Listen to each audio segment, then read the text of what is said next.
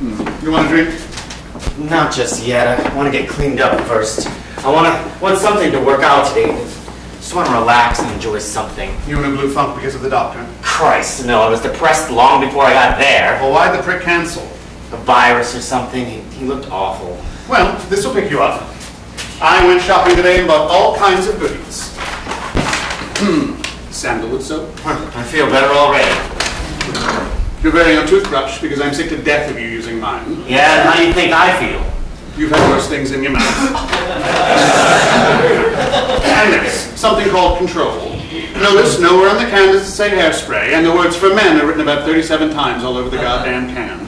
It's called Butch Assurance. Well, it would still be hairspray no matter if they called it balls. It's all going on your very own shelf, which is to be labeled Donald's Saturday Night Douche Kit.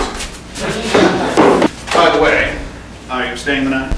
No, I'm driving back. I still get very itchy in this town if I'm here too long. I'm not that well yet. That's what you say every weekend. Well, maybe in about 10 more years with more analysis, I'll be able to stay one night. Maybe after 10 more years of analysis, you'll be able to move back to the town permanently. If I live that long. You will. That is, if you don't kill yourself some early Sunday morning on the Long Island Expressway. I'll never know how you can tank up on martinis and make it back to the Hamptons in one piece. Believe me, it's easier than getting here. You ever have an anxiety attack, 60 miles an hour? Well, tonight it was worse. I was beside myself trying to get to the doctor. And just as I finally rush in, throw myself on the couch and vomit out how depressed I was, he says, "Donald, I'm sorry, but I have to cancel. I'm just too sick." Well, then you tell him that you're sicker than he is. He already knows that. Well, why didn't the prick call and cancel? Why do you keep calling him a prick? Well, who ever heard of an analyst having a late night session for 2 hours on a Saturday evening? He just prefers to take Mondays off. Works late on Saturdays and takes Mondays off? What is he, a psychiatrist or a hairdresser? Actually, he's both. He shrinks my head as he combs me out. Actually, I was coming in for a birthday party anyway, right? Oh, you had to remind me. If there's one thing I'm not ready for, it's 5 screaming queens singing "Happy Birthday!" Who's coming? Oh, they're all Harold's friends, really. It's his birthday and I want everything to be just the way he wanted. I don't want to have to listen to him kvetch about how nobody ever does anything for anybody but themselves. Himself. Well, I think you know everybody anyway. He's the same old tired fairy since the day one. I think it'll be 7 counting Harold and you and me. So am I a screaming queen or a tired fairy? Oh, I beg your pardon. 6 tired screaming fairy queens and 1 anxious queer. Are you sure Harold won't mind me being here? Technically, I'm your friend, not his. If she doesn't like it, she can twirl on it. Well, look, I'll be out of your way in just a minute here, huh? Just got to take care of one more thing. Surgery? So early in the evening? Sant. That's French with a sedia. I just have to comb my hair about 37 more times. Hair. That's singular. My hair is clearly falling on the floor, and fast, baby.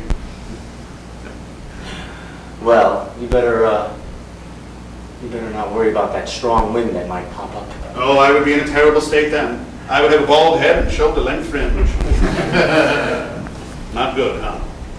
Not the greatest. Oh, well, it's called getting old.